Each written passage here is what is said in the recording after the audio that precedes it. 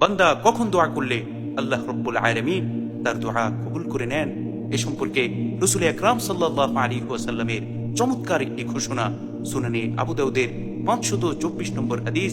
আল্লাহ রাসূলের বিখ্যাত সাহাবী হযরত আব্দুল্লাহ ইবনে আমর রাদিয়াল্লাহু আনহু বলেন, আল্লাহ রাসূল সাল্লাল্লাহু আলাইহি ওয়াসাল্লামের কাছে এক ব্যক্তি এসে বললেন, ইয়া রাসূলুল্লাহ ইন্নাল মুআযযিনিন ইয়াফদুলুনানা, ওগো আল্লাহর রাসূল, মুয়াজ্জিনরা তো আমাদের চেয়ে অধিক মর্যাদাবান হয়ে যাচ্ছে।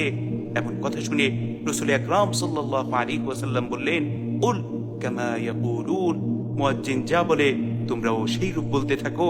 ফাইদা ইনতাহাইতা ফাসআল তু'তাহু, অতঃপর যখন আজান শেষ হবে তখন আল্লাহ রাব্বুল আলামিনের নিকট দোয়া করতে থাকো, নিশ্চয়ই মহান মালিক তোমাদের দোয়া কবুল করবেন।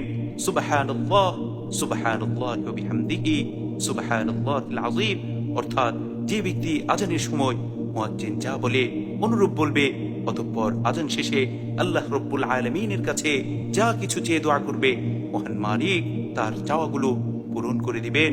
তার মনের সকল নেক বাসনা আল্লাহ রাব্বুল আলামিন কবুল করে নেবেন। সুবহানাল্লাহ সুবহানাল্লাহি ওয়া বিহামদিহি সুবহানাল্লাহিল আযীম। এজন্য আমরা যারা বলি আমাদের দোয়া কবুল হয় না, অবশ্যই আমাদের উচিত হচ্ছে যখন আজান হয় মুয়াজ্জিন যা বলে সেই রূপ বলা এবং আজানের শেষে আল্লাহ রাব্বুল আলামিনের কাছে খাস দিলে দোয়া করা। তাহলে ইনশাআল্লাহ অবশ্যই আল্লাহ রাব্বুল আলামিন আপনার আমার দোয়াগুলোকে কবুল করে নেবেন। মহান মালিক আমাদের প্রত্যেকের মনের নেক বাসনাগুলো পূরণ করে দিন। আমিন।